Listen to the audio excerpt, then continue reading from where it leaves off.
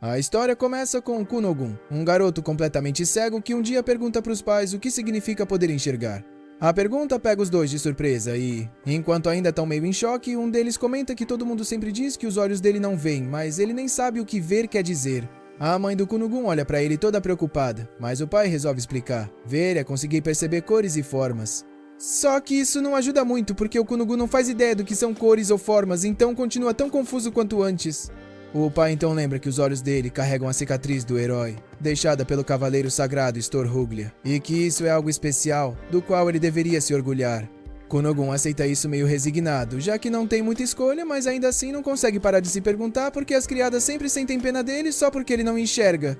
Um dia, uma criada chamada Iko guia ele pela mansão para conhecer a nova professora de magia. Kunogun não entende por que precisa estudar magia, mas a Iko diz que seria um desperdício não aprender, já que ele nasceu com o emblema de água e usar magia é algo incrível. Kunogun responde que, mesmo podendo usar magia, ele ainda não consegue ir a lugar nenhum sem ajuda, então não vê muita vantagem nisso. Depois de andar um pouco pela casa, ele finalmente conhece Jenny Corsi, que diz que a partir daquele momento será a professora de magia dele.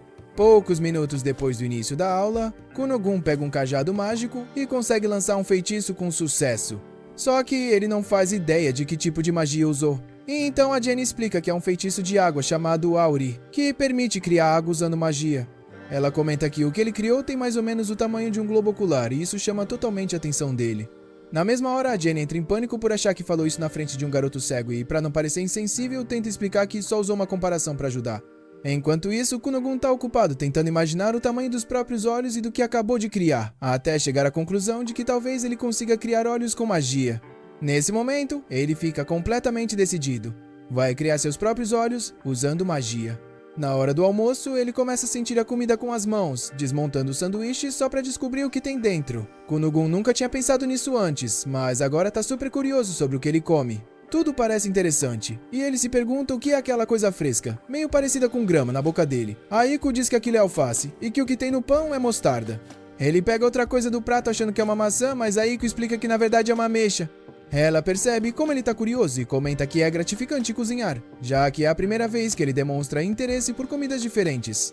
Mais tarde, uma mulher chamada Flora vai se encontrar com Kunogun para ler um livro para ele, como sempre fazem. Para surpresa dela, Kunogun pede para ouvir a história do Cavaleiro Sagrado, Storhuglia.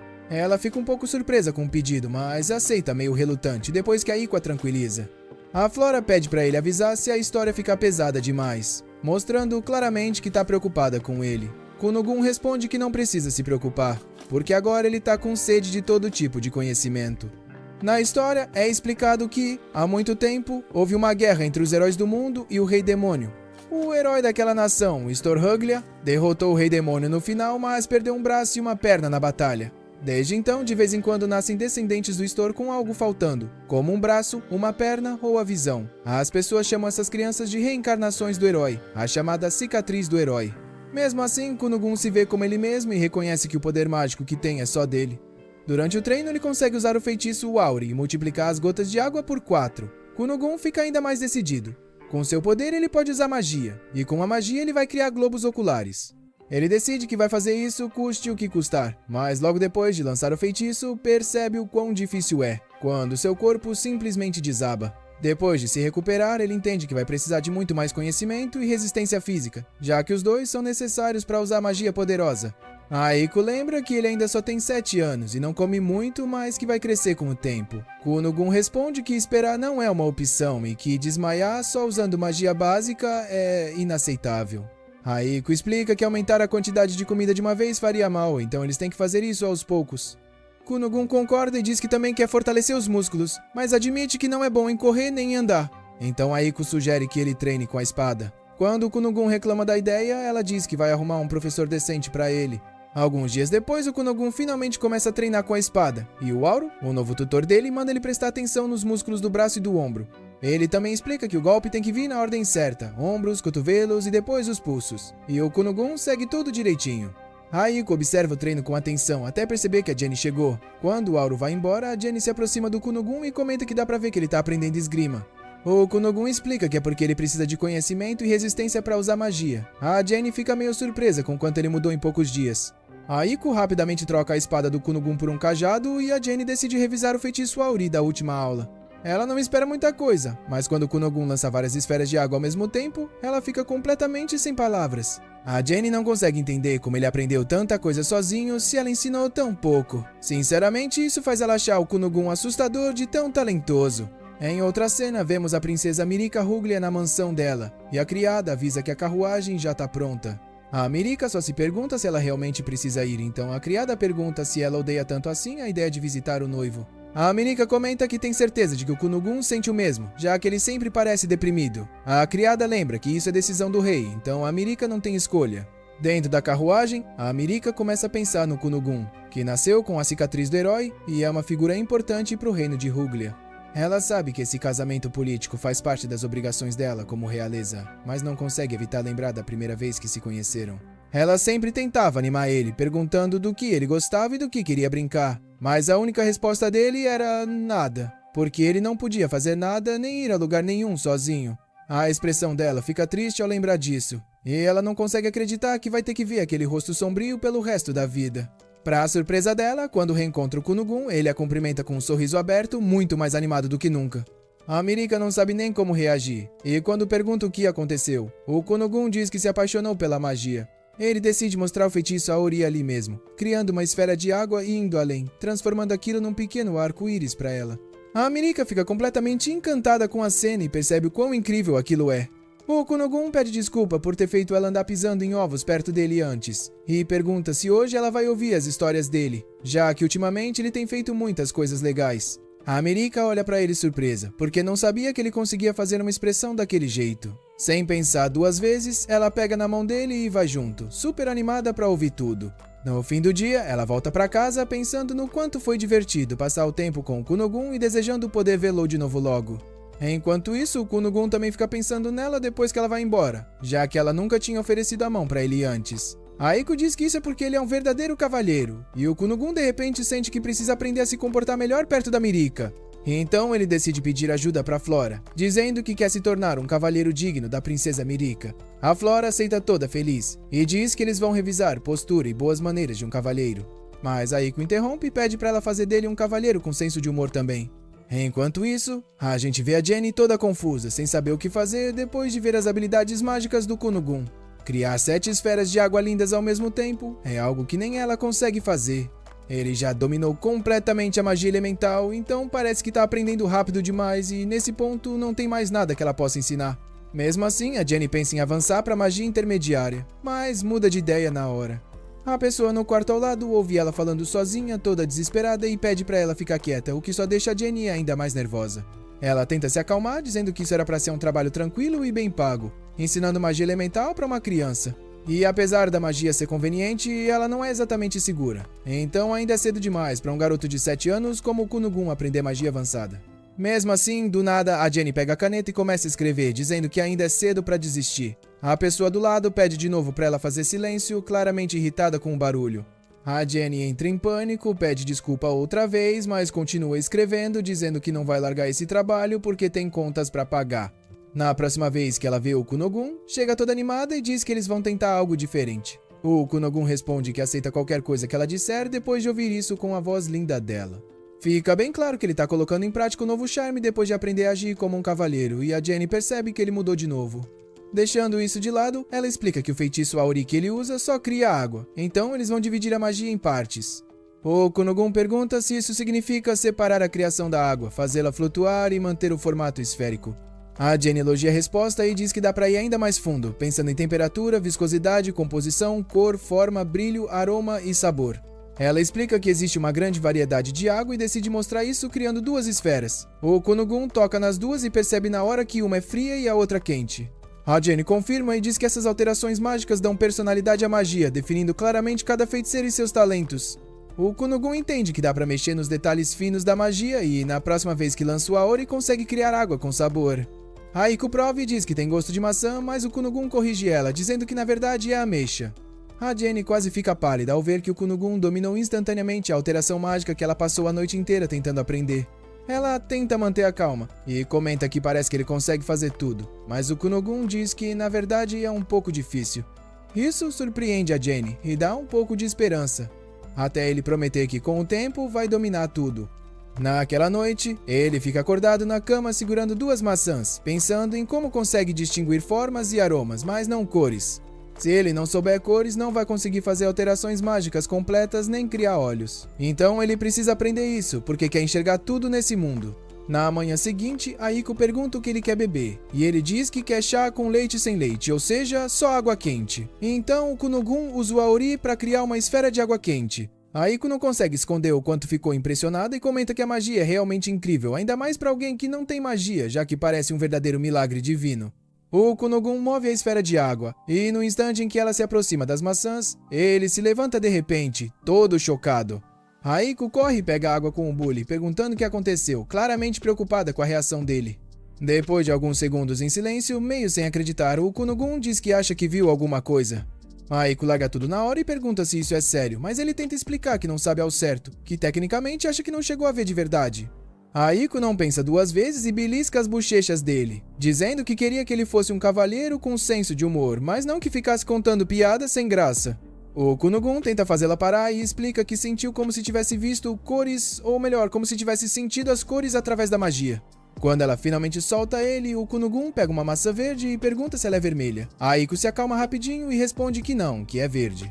Aí ele pega uma maçã vermelha e pergunta de novo, e Aiko responde. Então ele confirma que, pra ele, as cores e os nomes ainda não batem, porque ele nunca tinha visto cores antes. O Kunogun fica claramente confuso com isso. Então Aiko explica que existem expressões e formas de falar usando cores. Ela pergunta se ele consegue dizer quantas maçãs tem na mesa, e o Kunogun responde que consegue distinguir 3 maçãs vermelhas e 2 verdes. Aiko já começa a comemorar na hora, dizendo que isso é praticamente um milagre divino. Sem perder tempo, ela vai contar tudo pro pai dele, dizendo que o Kunogun agora consegue ver cores. Explica que ainda é num alcance pequeno, mas ele já consegue reconhecê-las. Quanto mais perto ele tá do objeto, mais claro fica, e quando toca, consegue distinguir a cor. O pai do Kunogun fica claramente surpreso e pergunta se isso quer dizer que ele agora consegue ler livros. Aiko confirma, dizendo que ele consegue seguir a tinta para reconhecer as cores e que, mesmo sem saber letras ainda, ele vive grudado em livros ilustrados e enciclopédias. Depois de processar tudo isso, o pai do Kunogun pede para Aiko voltar para a casa principal. Ela tinha se mudado porque o Kunogun não queria incomodar os outros e o marido dela precisava cuidar dele sem descanso. Mas agora isso poderia mudar. Só que Aiko diz que não acha uma boa ideia, porque o Kunogun tá passando por uma mudança enorme e cada dia já é uma luta.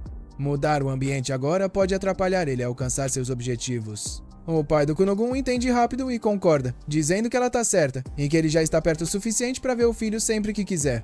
Ele pede desculpa por ter colocado Aiko nessa situação de cuidar do Kunogun sozinha, mas ela garante que não tem problema, já que gosta de trabalhar pelo dinheiro. O pai dele sorri e diz que o jeito alegre dela pode fazer muito bem pro filho, e ainda aproveita para dizer que mais do que um elogio, ela adoraria um aumento. Só que aí ele cai na risada, deixando bem claro que isso não vai rolar. Algum tempo depois, Aiko vê o Kunogun treinando magia de novo. Ele explica que a Jenny vai chegar em breve e que queria surpreender ela. Aiko incentiva ele a dar o melhor de si. Então o Kunogun lança Aori, criando uma enorme esfera de água vermelha acima deles. Aiko diz que é uma cor linda, como os olhos de um coelho branco. O Kunogun fica tão animado quanto ela, e comenta que quanto maior a esfera de água, mais intensa ele consegue sentir a cor. Ele tenta admirar aquela cor que está percebendo, mas bem nessa hora os pais e o irmão dele chegam. A mãe diz que ouviu a novidade e que sabe que ele agora consegue ver cores. O Kunogun sorri e reconhece a voz dela na hora, sabendo que é sua querida mãe. A emoção faz ele perder a concentração, e a enorme esfera de água cai em cima dele e da Aiko. Depois de um breve silêncio, o Kunogun simplesmente ignora o que acabou de acontecer e continua falando com a mãe, todo encharcado. Só que como aquela água vermelha parece muito com sangue, a cena assusta a mãe dele, que grita apavorada e, antes de entender qualquer coisa, desmaia nos braços do filho. O pai do Kunogun fica furioso na hora, perguntando como ele teve coragem de fazer algo tão horrível. O Kunogun não entende qual é o problema, então Aiko explica toda animada que o vermelho também é a cor do sangue humano. A mãe dele consegue se levantar de novo, mas o pai ainda tá possesso. Então castiga o Kunogun, dizendo que ele vai ficar 2 meses sem mesada, e que o salário da Aiko vai ser reduzido por 3 meses. O Kunogun pede desculpa e aceita o castigo, mas a Aiko desmaia na hora ao ouvir isso. Enquanto isso, de longe, a Jenny observa tudo e confirma mais uma vez o quão assustador o Kunogun é. E isso faz ela se perguntar até onde ele vai chegar conforme for subindo na hierarquia. Por um instante, ela pensa que talvez ele consiga alcançar o maior título de honra desse mundo, o de feiticeiro cerúleo. Algum tempo depois, o pai do Kunogun decide conversar com o filho mais velho, Ilho, e diz que está pensando em mandar o Kunogun para a escola de crianças nobres. Ele sabe que, desde que nasceu, o Kunogun quase não saiu da mansão e que vai ter medo de estranhos no mundo lá fora, mas é justamente por isso que ele quer tentar. Ilho fica meio hesitante por um momento, porque a única coisa que vem à cabeça dele é aquela vez em que tentou brincar com o irmão mais novo, mas o Kunogun tropeçou na escada e soltou a mão dele. Mesmo sentindo culpa ao lembrar disso, Ilho olha para o pai com determinação e diz que vai aceitar e proteger o Kunogun a qualquer custo. E em outra cena, a gente vê o Kunogun lendo um livro tranquilamente, acompanhando as palavras com o dedo. Aiko pergunta o que ele está lendo, e ele responde que é sobre hidromancia. Kunogun explica que dá para encher um recipiente tratado com poderes sobrenaturais com água para prever o futuro, ou procurar objetos perdidos. Aiko se empolga na hora e pergunta se ele pode procurar a juventude e o brilho que ela perdeu. Kunogun tranquiliza ela, dizendo que ela ainda é jovem e está no auge da vida. Então Aiko pergunta se ele pode usar a hidromancia para encontrar o futuro marido dela. Kunogun só responde que ela é uma mulher incrível, então os homens nunca vão parar de rodear ela. Ele ainda comenta que, se não fosse o segundo filho do Marquês, ele se casaria com ela. Enquanto eles ficam brincando e zoando sem parar, a Flora só observa com um sorriso meio desconfortável, se perguntando como eles conseguem ser tão animados. Quando as lições começam, o Kunogun responde tudo certo, mas a Flora continua preocupada. Ela foi quem deu aulas para ele e ensinou as maneiras de um nobre cavalheiro. Só que a ideia da Aiko de transformar ele num cavaleiro bem-humorado faz a Flora duvidar se ela tá fazendo a coisa certa. Um homem alegre pode ser atraente e isso combina mais com o Kunogun. Mesmo achando esse pensamento meio superficial, ela continua cheia de dúvidas.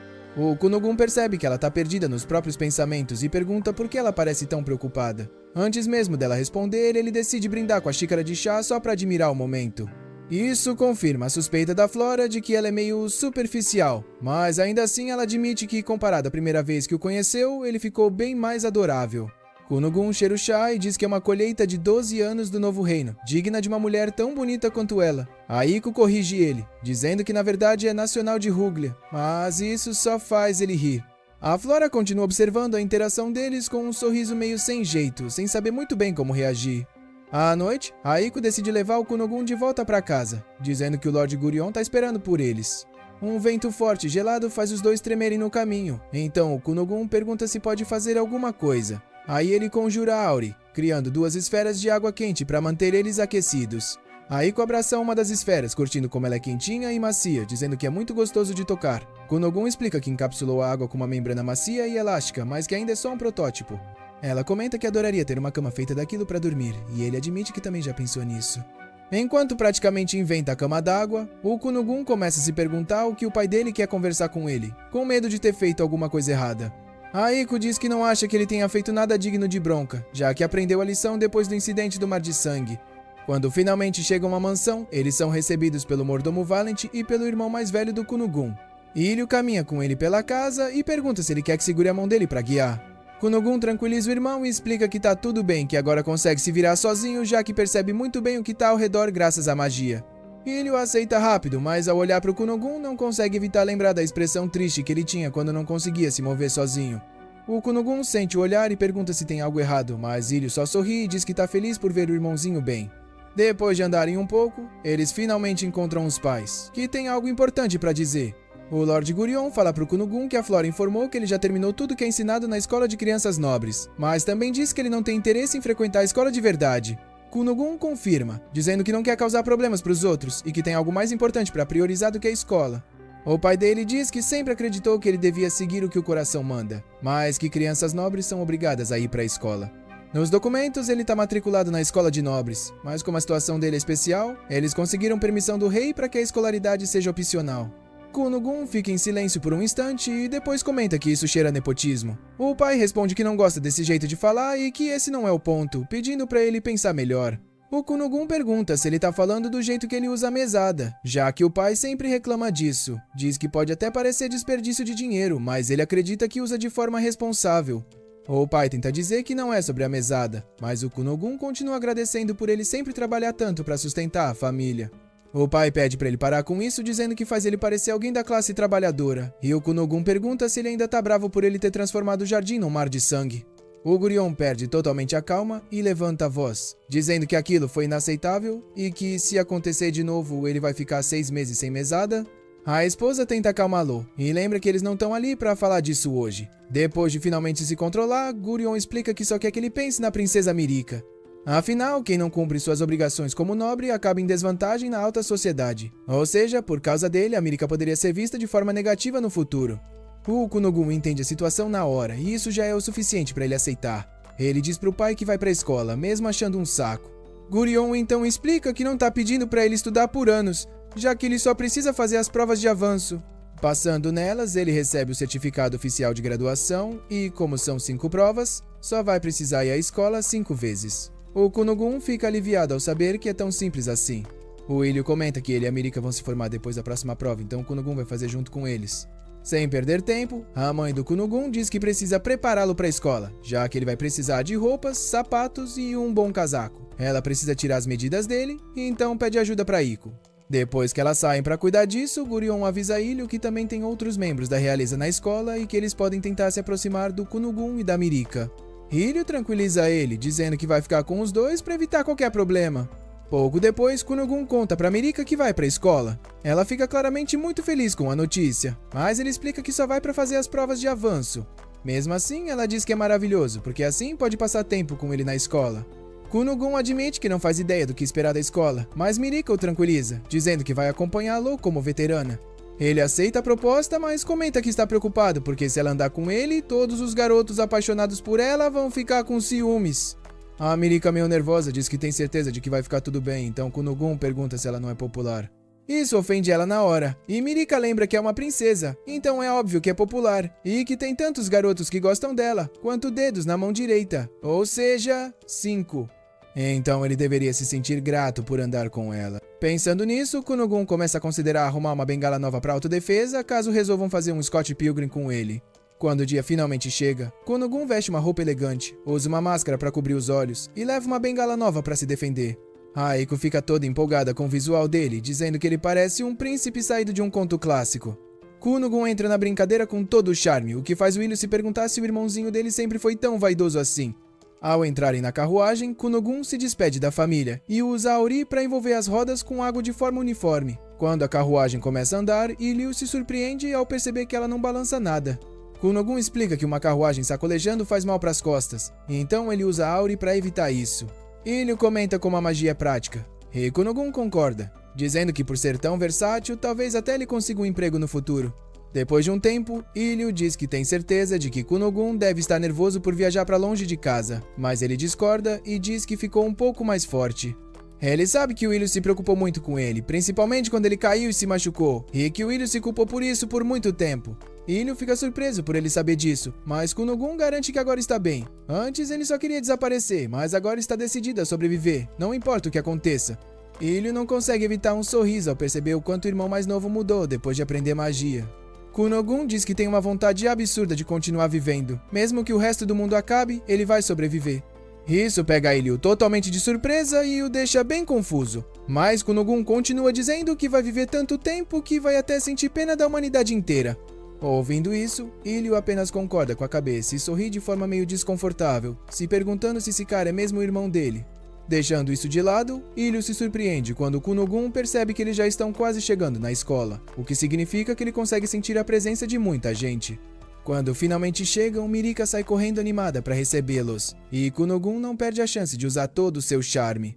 Ilho só observa a interação dos dois em silêncio, se perguntando o que exatamente está rolando entre eles. A Mirika decide que já está na hora de ir, mas fica preocupada quando Kunogun não vai junto. Ele fica parado no lugar, totalmente concentrado nas várias vozes que está ouvindo naquele momento. A presença de tanta gente de vozes sem fim é sufocante, e ele sabe que o eu do passado teria se encolhido de medo com isso. Mas ao invés disso, ele só sorri, estende a mão para Mirika e pergunta se pode virar uma garota por enquanto. A Mirika entra na brincadeira sem questionar nada, pega a mão dele e diz que então ela vai virar um garoto. O Ilho decide não perguntar nada, mas fica completamente confuso com aquilo. Eram tempos diferentes. Enquanto isso, a Kazu, uma professora da escola, parece estar esperando a chegada do Kunogun e está claramente preocupada. Afinal, ele é o segundo filho do Marquês e tem a marca do herói, além de existirem rumores de que ele é uma criança tímida. Ela não consegue evitar ficar ansiosa se perguntando se uma professora novata como ela vai dar conta de orientar alguém assim. Seus pensamentos são interrompidos quando ela ouve algumas garotas comentando sobre um garoto bonito como um príncipe. É aí que ela vê o Kunogun pela primeira vez acompanhado da Mirika e do irmão mais velho. Quando eles passam por ela, a Akaze reage rápido e chama pelo nome dele, impedindo que vá embora. Ela diz que é professora daquela escola e que vai ser a guia dele naquele dia. O Kunogun decide se apresentar direito, mas acaba deixando ela confusa ao dizer que, no momento, ele é uma garota. A Akaze fica totalmente perdida, então ele explica que biologicamente é um menino, com personalidade de menino, mas que hoje é um dia bonito. Isso não ajuda em nada a esclarecer a situação.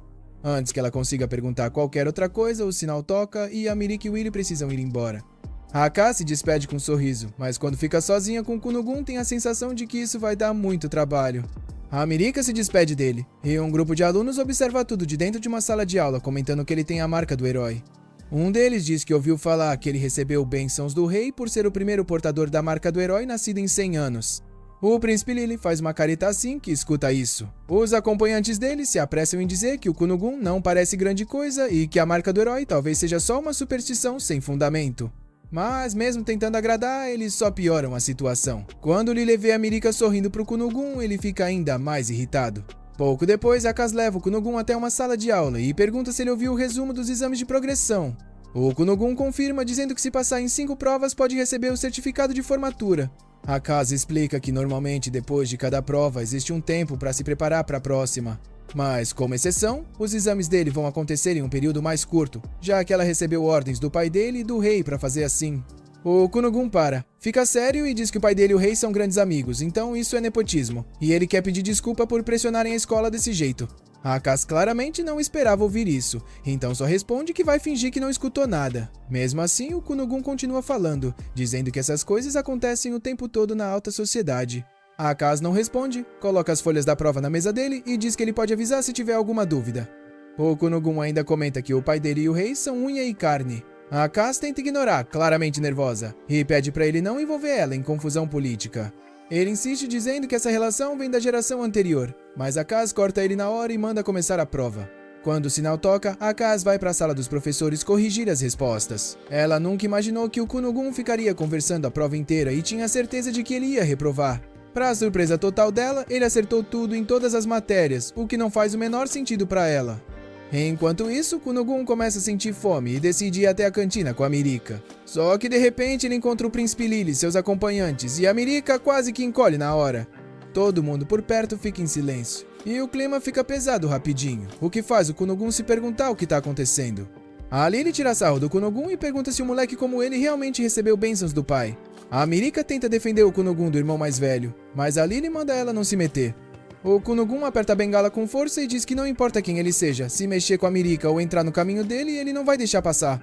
A ameaça é interrompida de repente pelo Ilho, que se coloca entre eles e, todo nervoso, pergunta se a Lily quer alguma coisa com o irmão mais novo. Dá pra ver que a Layne não gosta nada da interferência e reclama do quanto isso é desrespeitoso, já que ela não deu permissão pra ele falar. O Ilho fica hesitante, nervoso, sem acreditar que logo no primeiro dia o irmão e a Mirika já foram abordados pela realeza. O Kunogun não entende muito bem o que está acontecendo e claramente não sabe o que fazer, mas decide agir primeiro. Em silêncio, ele conjura a Auri. Com a magia, junta toda a água que consegue na cafeteria sem ninguém perceber e usa isso para encharcar a calça da Lily. O Ilho tenta amenizar a situação, lembrando que na escola o status não deveria importar, então era melhor deixar isso pra lá. A Lily discorda na hora, mas o Kunogun interrompe, dizendo que o príncipe Mirim fez xixi na calça. A Lily olha para baixo, vê a calça toda molhada e, na hora, todo mundo começa a cochichar. Ela fica morrendo de vergonha e tenta negar, sem entender o que aconteceu. Já o Ilho percebe na hora o que rolou e sabe que o Kunogun tá envolvido. Se sentindo exposta e humilhada, a Lily decide sair correndo, e os acompanhantes vão atrás. O Kunogun só sorri, com cara de vitória, dizendo que agora ninguém vai encher o saco. Ele muda de assunto numa boa e começa a falar do que vai comer no almoço, dizendo que tá com vontade de um hambúrguer. O Ilho pra ele na hora e pergunta direto se foi ele que fez aquilo com o príncipe. O Kunogun ignora completamente a pergunta. Sorri e pergunta pra Mirika o que ela vai comer. A Mirika percebe que é melhor não questionar nada e só se senta pra almoçar com eles. Quando finalmente estão comendo, o Kunogun pergunta quem é a Lily, e a Mirika explica que ela é o irmão dela, o sexto príncipe, Lily Ruglia. O Kunogun fica chocado ao saber que eles são irmãos, porque achava impossível existir um irmão mais velho que não gostasse dos mais novos. A Mirika diz que queria que fosse assim, mas claramente não é. O Ilho confirma. Depois disso, o Kunogun diz pro Ilho que tá feliz por ele ser o irmão mais velho dele, e mais uma vez o Ilho percebe como o irmãozinho realmente mudou. Mesmo assim, eles foram bem imprudentes com alguém praticamente intocável, então ele não faz ideia de como vai explicar isso pro pai. O Kunogun continua comendo de boa, sem se preocupar com nada, e a Mirika ri, dizendo que pensar demais não vai mudar o que já aconteceu. Mesmo assim, isso não acalma o Ilho, que só torce para conseguirem se formar sem mais nenhum problema desse tipo. Na sala de jantar, o Kunon pergunta pra Mirika por que o príncipe Lyle ficou no caminho deles sem esconder nem um pouco a agressividade. Ela responde que ele veio pra pressionar eles. Diz que o irmão dela é o sexto príncipe e ela é a nona princesa, então a posição deles na hierarquia real não é lá essas coisas. Só que o noivo dela é um mago que carrega a marca do herói, então o status dela subiu rápido demais. Agora que o Kunon se mostrou pro mundo, eles vão ficar acima da alta sociedade. Mas, deixando isso tudo de lado, a Mirika diz que tá feliz por ser noiva dele, e o Kunon concorda, dizendo que quando encontrar o rei, vai até se ajoelhar de gratidão. Depois disso, ele diz que quer ir pedir desculpa pro Lyle, mas nem o Iksu nem a Mirika deixam. Aí, a história muda pra professora. Hoje é a prova final do Kunon, então ele precisa aprender a mudar a textura da água. Ele transforma a água em gelo, mas a sensação é tipo a de uma maçã. A gênia sugere que ele toque em várias coisas diferentes para conseguir reproduzir texturas. Mais tarde, a gente vê o Kunon tocando num cavalo. O Ikkyu acha isso estranho, mas logo a Mirika chega. O Kunon comenta que tá triste porque esse é o último dia em que vai poder ouvir a voz dela na escola, e que sente como se o mundo dele tivesse sendo tomado pela tristeza. A Mirika diz pra ele parar de exagero e lembra que eles só vão embora ao pôr do sol, o que acaba com a tristeza dele na hora. Depois disso, os três vão fazer a prova final. O Kunon fica animado, se sentindo num colégio de verdade, mas ao mesmo tempo triste por não poder mais ficar com a professora. Ela diz que vai estar observando e deseja boa sorte. Dá pra ver que agora existe bem mais confiança entre eles. O protagonista comenta que isso tudo é por causa das provas. Ele conta que a professora virou docente pra seguir o homem que ela amava até uma escola nobre. Só que o cara falhou no exame e ela acabou ficando sozinha. Os outros dois não entendem como uma professora pode contar a própria história de vida para um aluno. Nesse momento, o outro estudante fala com a Mirika e pede para ela apresentar o Kunon. Todo cavalheiro, o Kunon se apresenta como noivo da princesa Mirika Ruglia e irmão mais novo do Ikkyu. Com isso, ele se sente aliviado ao saber que o irmão e a noiva têm amigos, já que ninguém estava falando com eles. A Mirika explica que se eles viram ela sozinha, era porque ela queria passar mais tempo com ele, então pediu um pouco de paz para os amigos. Como o Kunon não sabia disso, ele agradece a consideração da princesa, mas diz que estava realmente preocupado. Afinal, ele não podia simplesmente perguntar se eles não tinham amigos ou se estavam sozinhos na escola. Então fica feliz em saber que o irmão não tá sozinho e que a princesa tem amigas. Caso contrário, ele teria que consolar os dois, comparando a solidão deles com a própria, dizendo que tá tudo bem não ter amigos. Todo esse drama deixa todo mundo sem reação, mas a Mirika entende que ele não liga pra não ter amigos. O Kunon confirma e ainda diz que humanos se viram bem sozinhos, o que deixa a sala inteira intrigada. Enquanto isso, o Lyle é avisado de que tá na hora da prova. Ele manda esperarem, mas os subordinados dele duvidam que, mesmo sendo príncipe, a professora vai esperar, afinal é a prova final. E aí o sino toca. Os alunos se sentam. O protagonista ia ser guiado pela Mirika, mas o Lyle aparece e separa os dois. As pessoas começam a cochichar. O Lyle percebe isso e, lembrando do que as criadas do castelo falavam dele pelas costas, fica furioso, porque ninguém tem coragem de falar isso na cara dele.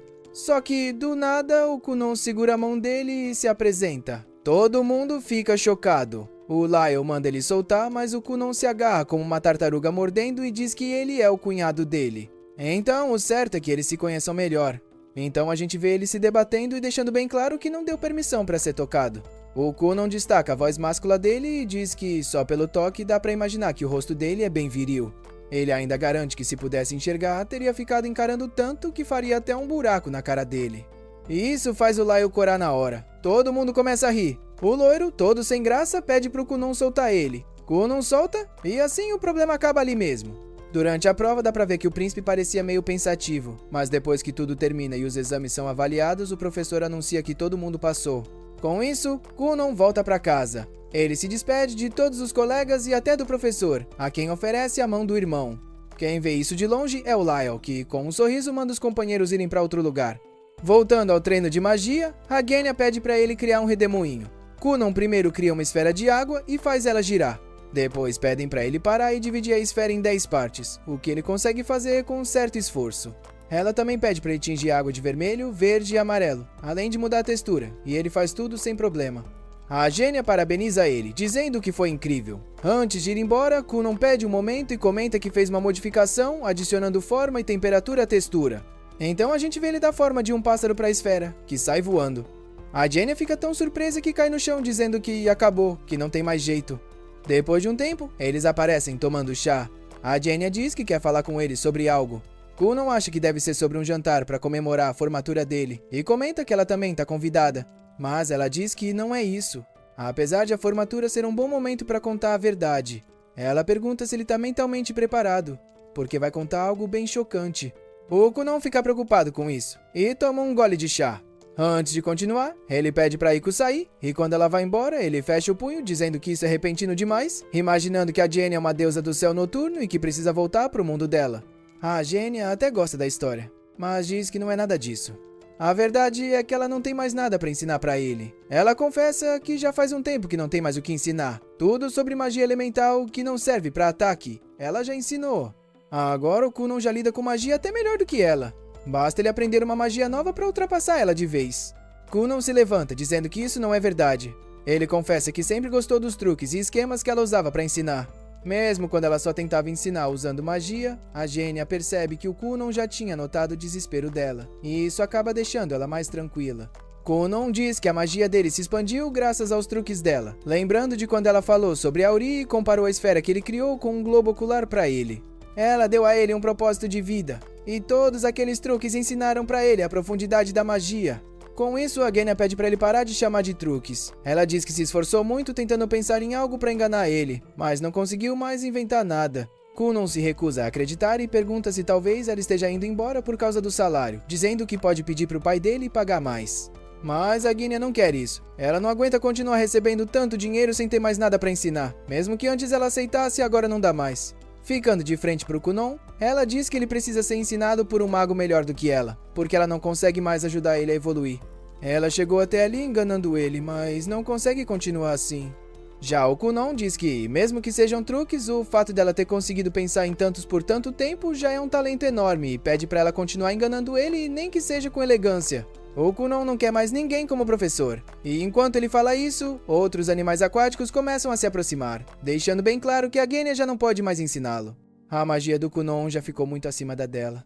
Por fim, a gente vê a Genya indo embora. Pra ela não tem dúvida nenhuma de que o Kunon é um gênio que pode virar o Mago Azul. Mesmo sendo um prodígio, ele sempre se esforçou pra caramba, se desafiando e ultrapassando seus próprios limites várias vezes. No fim, ela diz que não pode se dar ao luxo de perder para um aluno porque ainda é cedo demais pra isso. Alguns dias se passam e o Kunon descobre que a professora Flaura também pediu demissão e ainda o parabenizou, já que ele concluiu todo o currículo. O Kunon fica chateado por não ter conseguido se despedir dela, mas a Iko diz que ela não quis justamente porque podia acabar chorando. Então o Kunon decide escrever uma carta de agradecimento para ela. A Iko apoia a ideia, mas aproveita para pedir que ele pergunte se na mansão dela tem algum servo entre 18 e 25 anos, que ganhe bem e seja alto e bonito. Quando ouve isso, o Kunon fica triste. Ele pergunta se ela vai abandoná-lo para se casar. Ela pede desculpa, mas confirma que sim. Também diz que agora ele já consegue viver sozinho sem problemas, então ela não é mais necessária. Isso deixa o Kunon ainda mais abatido e ele diz que não vai conseguir. Ele conta pra ela uma história sobre um coelho que morreu por se sentir sozinho. Chateado, ele diz que não vai pedir nada pra Flaura. Já à noite, a família inteira aparece jantando junta. O Kunon conta o que a Flaura disse e que ela recomendou que ele procurasse um mago talentoso para ensiná-lo. Nisso, o Ixio comenta que corre um boato na escola sobre um mago excepcional da corte real, um cara chamado Zeon. A mãe pergunta se ele tá falando do Sr. Zeon Lee Findle. O Ixio confirma e diz que parece que ele é um mago bonito e com uma quantidade absurda de mana. Ao ouvir isso, o pai manda todo mundo parar. Ele diz que é impossível convidar um mago da corte real. O Kunon pergunta se ele tem certeza, já que agora ele sabe que tem o favor do rei. O pai pergunta quem tá colocando essas ideias na cabeça dele, se por acaso foi a Iko. Quando citam o nome dela, a Iko espirra toda confusa. Mas enfim, voltando ao assunto, o pai explica que ser mago da corte real é um cargo oficial dentro do castelo e que, tirando sua majestade e quem recebe ordens diretas dele, ninguém pode mandar nesses magos. O Kunon fica impressionado com isso.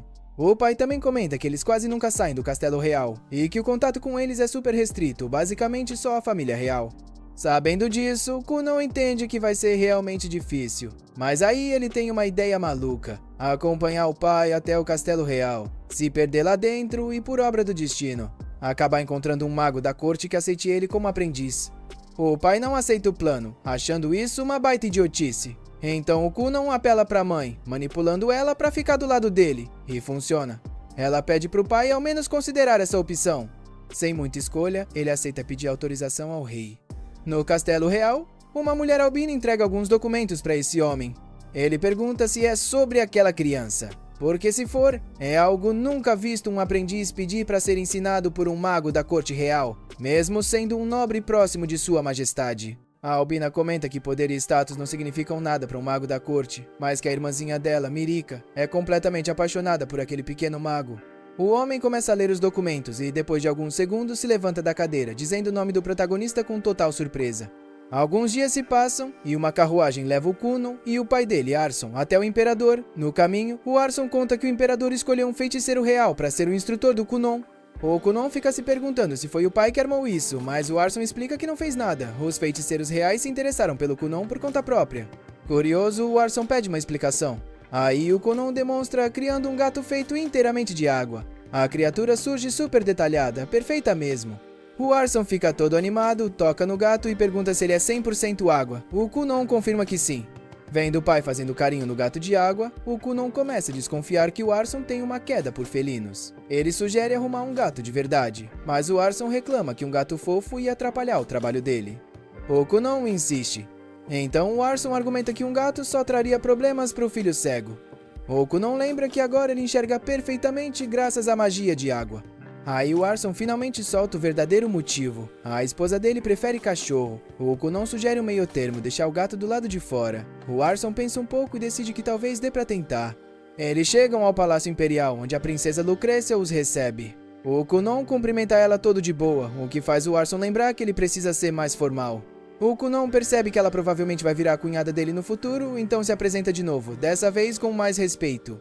A Lucrécia sorri, achando que o Kunon parece tão incrível quanto a América tinha descrito. Aí ela nota o gato de água nos braços do Arson. O Arson coloca o gato no chão, mas o Kunon desfaz a magia e ele some. A Lucrécia fica surpresa ao descobrir que o gato era mágico. Já o Arson fica com cara de coração partido. Isso faz a Lucrécia repensar o quão absurdas são as habilidades do Kunon. Ela avisa que vai escoltar o Kunon até a Torre Negra. O Arson pergunta como o Kunon vai voltar para casa depois. O Kunon diz que dá conta sozinho, então o Arson promete mandar uma carruagem depois. O Kunon ainda comenta que pretende sair no encontro com a América mais tarde, o que deixa os dois surpresos. A Lucrécia guia o Kunon pelos corredores do palácio e avisa para ele prestar atenção, porque vai falar algo importante. O Kunon já acha que vem algum segredo mágico ultra proibido e fica todo empolgado. Só que a Lucrécia explica que não dá para falar de magia complicada enquanto anda, então começa a contar sobre a história política da família real. Ela lembra que o reino tem 7 príncipes e 10 princesas. Normalmente o primeiro príncipe vira imperador, mas nesse país todos os irmãos podem disputar o trono. O Kunon comenta que mesmo assim é difícil tirar o primeiro príncipe do lugar. A Lucrécia concorda e revela que ela mesma abriu mão de qualquer direito ao trono para seguir carreira como feiticeira profissional. Enquanto andam, eles passam por uma torre estranha. No instante em que o Kunon vê a torre, ele para completamente, tomado por uma sensação absurda de mana vindo de lá de dentro. A Lucrécia continua andando sem perceber. Quando se vira para falar das preocupações da América, leva um susto ao ver o Kunon alcançando ela usando patins de gelo que ele criou na hora. Os patins deslizam lisinhos pelo chão de pedra. Impressionada demais com aquilo, a Lucrécia esquece totalmente o que ia dizer e pede pro Kunon ensinar ela a fazer patins mágicos também. Enquanto prepara a explicação, ela ainda consegue dar um aviso. É melhor ele não se envolver com nenhuma facção da realeza para não entrar em briga de poder.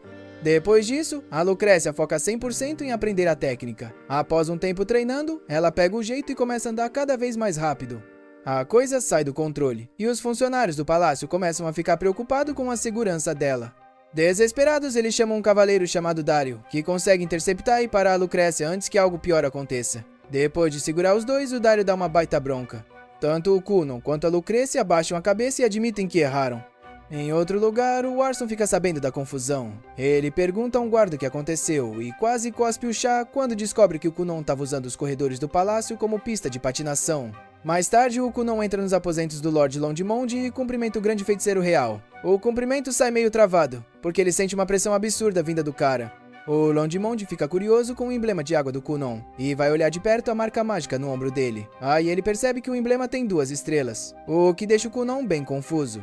O Londimond então explica como funciona o sistema de classificação. Todo mago consegue usar um dos 7 elementos: fogo, água, terra, vento, luz, escuridão e corrupção.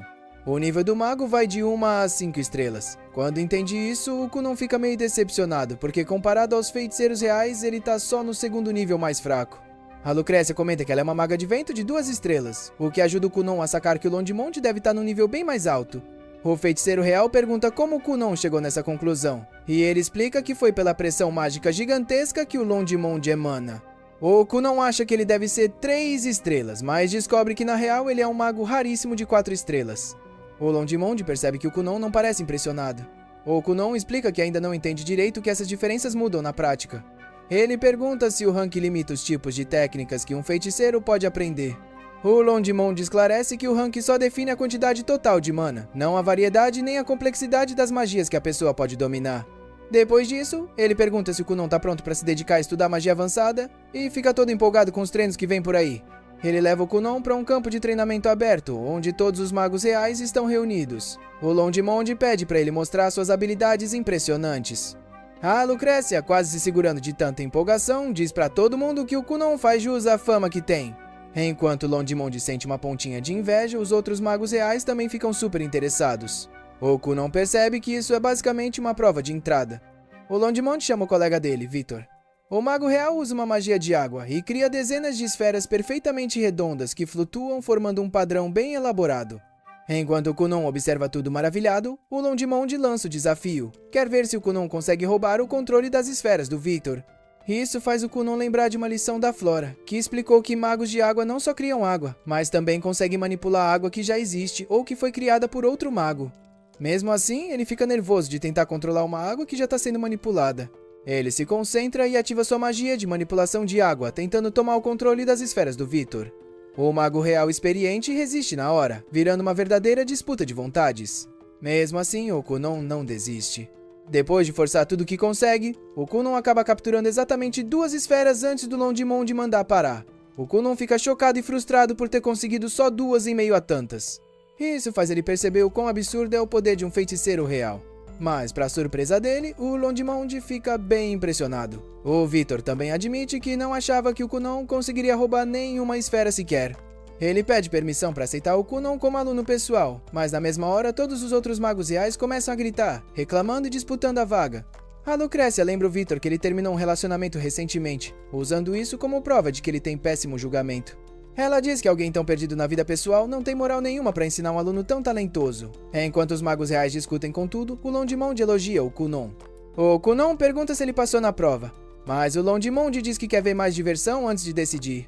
Pouco depois, o feiticeiro real tá pulando todo animado num tipo de trampolim de água criado com as técnicas inovadoras do Kunon. Vendo o líder dele se divertindo, os outros magos reais morrendo de inveja também começam a pedir a vez.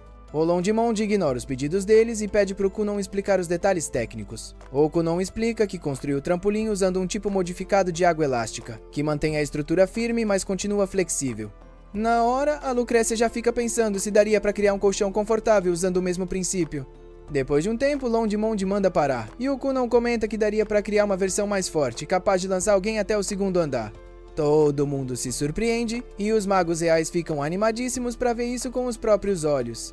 Só que o Kunon recusa, dizendo que já precisa sair porque tem planos de visitar a América. A Lucrécia então pergunta rápido se pelo menos ele pode criar alguns animais de água.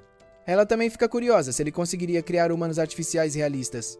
O Kunon concorda com a cabeça e, em segundos, cria uma réplica perfeita de uma criada em tamanho real, com traços tão detalhados que deixam todo mundo chocado. Como a criada é feita totalmente de água, os magos reais começam a se perguntar se ela conseguiria fazer movimentos fisicamente impossíveis. O Kunon admite que a primeira vez que fez um de seus bonecos de água voar não foi nada agradável. Mesmo assim, os magos insistem, cheios de curiosidade. Então ele faz o boneco da criada levitar e sai voando suavemente pelos corredores. Enquanto o boneco flutua de forma estranha, parecendo um fantasma parado no ar, os funcionários do palácio que não fazem ideia do que está acontecendo ficam morrendo de medo. Pouco tempo depois, os oficiais descobrem quem causou aquilo, e dão uma baita bronca nos responsáveis. Depois dessa segunda confusão, os magos reais começam imediatamente a jogar a culpa uns nos outros por terem pressionado o Kunon. Já o Kunon se sente realmente mal por ter causado problemas sérios 2 vezes. O Londimonde manda ele parar de se culpar e diz para ele mostrar técnicas ainda mais inovadoras da próxima vez. Aí vem a boa notícia. O Kunon foi oficialmente aceito na Academia Real de Magos. O Kunon comemora todo feliz, mas logo começa a se preocupar achando que entrar lá pode obrigar ele a se alinhar com alguma facção da realeza. A Lucrécia tranquiliza ele, explicando que os magos reais seguem uma neutralidade política rígida, então ele pode focar só em aprender magia avançada. Depois disso, o Longmond pergunta se o Kunon tem algum objetivo final que motive ele a estudar magia. O Kunon explica que quer desenvolver a habilidade de criar olhos artificiais totalmente funcionais usando magia da água. Todos os magos presentes percebem na hora o quão ambicioso e difícil esse objetivo é. Mais tarde, o clima de comemoração do Kunon cai por terra quando o pai dele dá uma bronca pesada por ele ter causado tanto caos no palácio. A Lucrécia tenta defender o Kunon, dizendo que a ideia do boneco voador foi dos magos reais, mas o Arson continua culpando o filho, já que foi ele quem executou as magias problemáticas. Ouvindo a raiva justa do pai, o Kunon admite que agiu de forma irresponsável e pede desculpa de coração. Depois disso, ele se despede do Arson, que volta para casa. Como o Kunon fica no palácio, a Lucrécia lembra de repente que ele tem um encontro marcado com a América em breve. O Kunon se assusta, percebendo que perdeu totalmente a noção do tempo. Como ele já tá atrasado, a Lucrécia se oferece para levar ele rapidinho usando magia do vento. Os dois sobem numa bolha gigante de água que o Kunon cria. A Lucrécia levanta eles bem alto e sai voando numa velocidade absurda. Eles chegam em pouquíssimo tempo. O problema é que a Lucrécia erra completamente a aterrissagem e manda os dois despencarem em um mergulho quase vertical. Por sorte, a bolha de água do Kunon amortece a maior parte do impacto e evita que os dois se esborrachem no chão. Pouco depois da aterrissagem desastrosa, Mudario encontra os dois estirados no chão, e logo percebe que eles aprontaram mais uma loucura. Enquanto isso, na residência dela, América tá super nervosa pensando em qual roupa seria melhor pro encontro com o Kunon. Vendo a patroa toda agitada, a criada pessoal dela não consegue deixar de se perguntar que tipo de garoto incrível esse Kunon deve ser para fazer o coração da sua senhora bater tão acelerado assim. Enquanto isso, Mérica anda de um lado para o outro em seus aposentos privados, completamente tomada pela ansiedade por causa do encontro que teria com Kunon. Pouco depois, os servos da casa avisam a sua criada pessoal que Kunon já chegou ao castelo. A criada corre na hora para contar a novidade. Merica sai correndo para encontrá-lo sem dizer uma palavra. Já fora dos muros do castelo, Kunon a cumprimenta com uma reverência educada e comenta que o céu daquela noite estava especialmente bonito para um encontro. Em seguida, ele se oferece para acompanhá-la até a carruagem. Merica, toda tímida, aceita a mão estendida dele. Depois de algum tempo de viagem, eles chegam a um restaurante elegante e jantam juntos. Quando a comida é servida, Kunon propõe um brinde à sua noiva. Observando o jeito sempre cavalheiro dele, a criada de Merica finalmente entende por que sua jovem senhora é tão apaixonada por ele. Merica pergunta sobre a experiência de Kunon na Torre Negra, e ele conta que todos os magos reais acharam que ele se encaixava perfeitamente nos padrões deles. Ele passou no exame de admissão com ótimos resultados e agora espera que algum mestre real adequado o aceite como aprendiz em breve. Enquanto continua contando a história, Kunon solta elogios pequenos e inteligentes para Merica. Eles surgem de forma natural, fazendo com que ela nunca se sinta deixada de lado na conversa. A criada de Merica acha o jeito dele conversar um pouco diferente, mas fica sinceramente feliz em ver o quanto sua senhora gosta dele. De repente, Kunon para com as brincadeiras leves e fica sério. Ele pede desculpas à Merica por só poder oferecer um jantar simples, mas declara com muita paixão que quando eles se casarem, ele vai fazer questão de passar todos os dias ao lado dela como prova concreta do seu amor e devoção. A declaração é tão intensa que até a criada, já experiente, fica sem jeito. Merica escuta tudo encantada, já imaginando ansiosa o futuro dos dois juntos. Apesar de manter a postura elegante no restaurante, quando volta para casa ela dá um verdadeiro ataque de alegria, toda empolgada, longe de olhares curiosos. Alguns dias depois, Kunon está escrevendo uma carta importante quando Iko chama para fora. Ao sair, ele usa magia de água para ajudar ela a lavar os lençóis da casa com mais facilidade. Iko fica feliz em ajudar no trabalho, mas Kunon lembra que tinha interrompido algo importante. Mesmo assim, Iko age como se tivesse feito um favor, tirando ele daquele quarto abafado. Ela diz que Kunon precisa passar mais tempo ao ar livre para crescer forte e saudável, o que deixa ele meio encabulado por causa da baixa estatura. Tentando animá-lo, Iko diz com carinho que gosta do mestre dela, independentemente da altura. Kunon sorri e quase retribui o elogio, mas se segura a tempo para não elogiar uma garota que não é sua noiva. Logo depois, eles terminam toda a lavagem. Kunon pergunta se Iko recebeu alguma carta para ele, mas ela balança a cabeça, dizendo que não. Kunon percebe que a Academia Real ainda não decidiu quem será o mestre dele. Enquanto isso, na Torre Negra, Vitor chama por um mestre do lado de fora de um quarto. Como não recebe resposta, entra sem permissão. Ele chama o professor Sion, que fica claramente irritado por ter sido acordado. Vitor explica que o grão-mestre está chamando especificamente por ele. Ao ouvir que o chefe dos magos pediu sua presença pessoalmente, Sion se acalma e leva a situação a sério. Alguns dias depois, Kunon conta todo animado pra Iko que finalmente recebeu um mestre. Ela pergunta quem foi escolhido, e Kunon explica que ficou sob os cuidados de um famoso feiticeiro chamado Sion Fishholly. Ao ouvir o nome de Sion, os olhos de Iko brilham de empolgação. Kunon acha que é uma oportunidade incrível, mas Iko já começa a imaginar Sion como seu próximo possível marido. Surpreso, Kunon se pergunta como ela sequer conhece esse homem. Iko explica toda animada que Sion é extremamente bonito e muito popular entre garotas da idade dela. Depois, ela pede que Kunon fale bem dela pra ele, o que deixa Kunon morrendo de ciúme só de pensar em apresentá-la a outro homem. Infelizmente pra ele, Iko ignora completamente as preocupações dele e vai se preparar pra conhecer o homem dos sonhos. Enquanto isso, na residência de Merica, Lucrecia pede permissão para se afastar da Torre Negra por um tempo. Merica concorda, usando como desculpa a necessidade de proteção, e Lucrecia parte com ela. Enquanto caminham pelas ruas, a conversa de Lucrecia acaba indo para Kunon. Ela se mostra incomodada por Sion ter virado o mestre dele, mesmo sem ter aparecido no exame de admissão. De repente, eles encontram duas das irmãs da Merica, Avril e Lidália.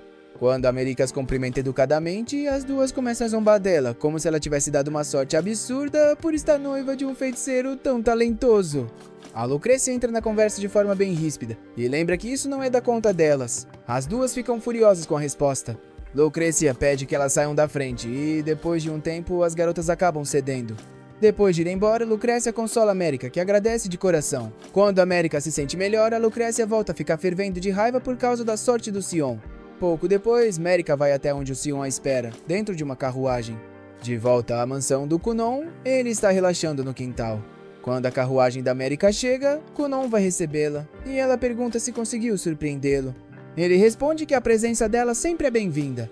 Kunon começa a falar todo animado sobre como está feliz em vê-la, mas o Sion corta o falatório ao sair da carruagem. Sentindo a aura mágica opressiva do seu mestre, Kunon fica sério na hora e se cala. Enquanto o Sion fica ali intimidante, o coração da Iko dispara enquanto ela tenta manter uma postura digna. Kunon percebe o quão denso é o mana do Sion e conclui que ele pode ser ainda mais forte que Londimonde. Vendo Kunon completamente quieto, a Merica se pergunta se ele está bem. Na verdade, Kunon só está admirando o poder mágico do Sion, todo empolgado. Quando percebe que todo mundo está olhando para ele, Kunon pede desculpas e se apresenta direito ao Sion. Ele pergunta se pode chamá-lo de Professor Mel por causa da densidade do mana dele, mas o Sion recusa friamente. Diz para ele usar o nome verdadeiro, como uma pessoa normal faria. Sion também revela que só está ali porque foi forçado a se tornar mestre dele. Kunon percebe que o Sion deve dever um favor enorme ao grande feiticeiro. Kunon fica surpreso que Londimonde tenha mandado o feiticeiro mais forte da academia até ele, mas o Sion se ofende com o apelido. Quando o clima começa a ficar pesado, Dario sai da carruagem para acalmar a situação. Kunon agradece ao Dario por manter a Merica em segurança. Depois, volta a atenção ao Sion e comenta em voz alta se ele é tão bonito quanto dizem os rumores. Sion acha isso óbvio, mas Kunon explica que só queria confirmar, já que não pode ver. Ao ouvir isso, Sion acha que o garoto está tirando o sarro dele. Kunon nega, e então Sion começa a se perguntar o que realmente se passa na cabeça dele. Depois de um tempo, todos se sentam em volta de uma mesa no quintal. Kunon agradece a Merica por ter trazido o Sion, mas ela confessa que só fugiu para poder vê-lo. Kunon volta a flertar com a Merica, mas o Sion interrompe e diz que é falta de educação ser tão ousado na frente do próprio mestre. Em seguida, ele pede para ter uma conversa séria sobre magia, fazendo Dario perceber que o Sion vai arrumar confusão. Primeiro, Sion pergunta se Kunon sabe algo sobre feitiços compostos. Kunon explica que feitiços normais são lançados usando moldes circulares de mana. Para criar um feitiço composto, o mago precisa sobrepor vários círculos mágicos. Sion concorda com a cabeça e pergunta quantas camadas o Kunon já conseguiu criar. Kunon responde meio sem graça que só consegue fazer feitiços compostos de 32 camadas, achando que isso é muito pouco. Só que o Sion se surpreende, pois não esperava que ele fosse tão competente. Então revela que consegue criar feitiços com mais de 50 camadas, deixando Kunon completamente impressionado. Sion pergunta como ele conseguiu superar o primeiro obstáculo das 10 camadas, e Kunon explica que modificou os feitiços por conta própria. Ao ouvir isso, Sion se pergunta como uma criança pode ser talentosa a ponto de mexer em magias tão complexas.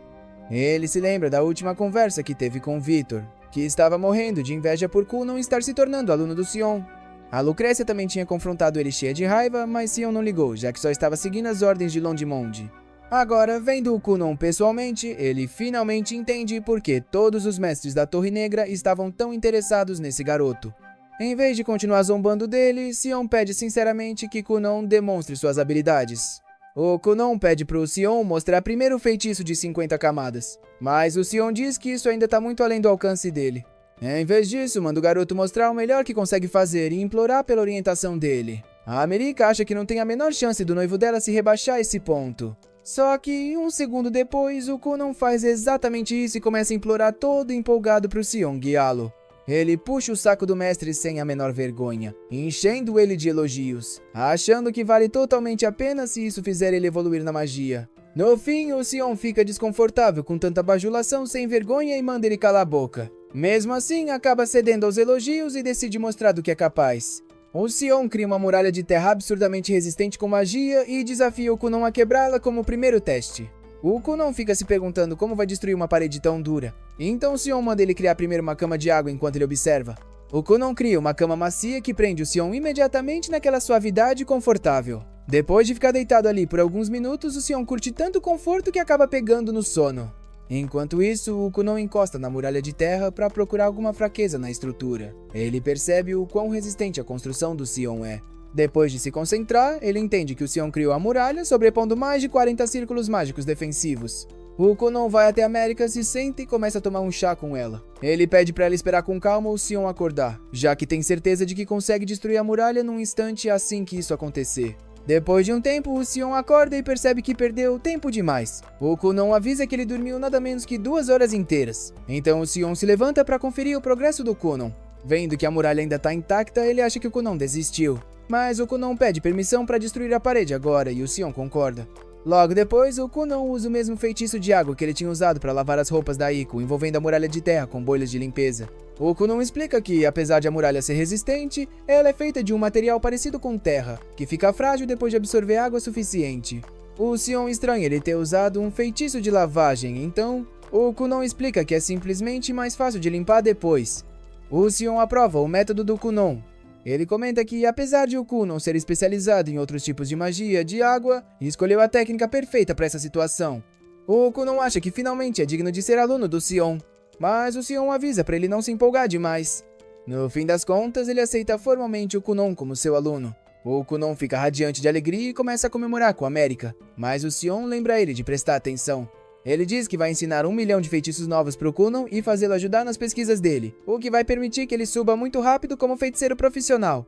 Porém, ele aponta que isso vai deixar a America para trás, já que o status do Kunon logo vai superar o dela de forma absurda. Então ele pergunta a America o que ela pretende fazer.